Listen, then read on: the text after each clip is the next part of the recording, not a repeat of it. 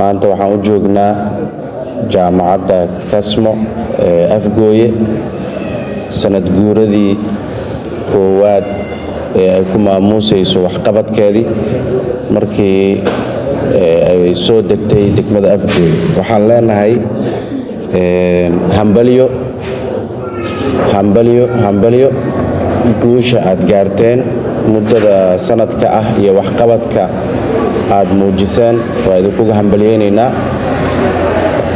degmada Afgooye runtii waxaa lagu yaqaanaa tacliinta iyo waxbarashada. jaamacaddana waxaan ka filaynaa dadaalkan halka sano ay qabatay mid ka sii ballaaran insha Allah, gaar ahaan in xoogga la saaro kuliyadaha beeraha iyo veterinary-ga oo kale, maadaama degmadu ay tahay degmo aad caan ugu ah wax soo saarka beeraha. insha Allah sanadkan oo jaamacadda ay jirtay runtii waxyaabaha aad noo soo bandhigteen oo la qabtay oo borarkiina ka muuqdo waa wax weyn oo ka turjumaya waxqabadkiinii muddada sanadka ahaa. annagana haddaan nahay bahwadaagta waxbarashada degmada Afgooye waxaan idin leenahay hambalyo. waxyaabaha deegaanka iyo dadka degmada Afgooye u qabateen waa idinkaga hambalyeynaynaa. waxqabad intaa ka ballaaranna sanadaha soo socdana waa idinka filaynaa hadduu Ilaahay yiraahdo insha Allah.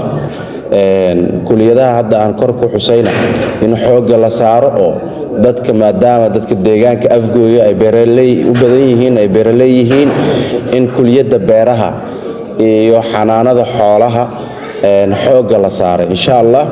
kuliyadaha kalena waa loo baahan yahay, laakiin kuwan waa maadaama dadka deegaanka ay yihiin dad beeraley ah in focuska la saaro insha Allah.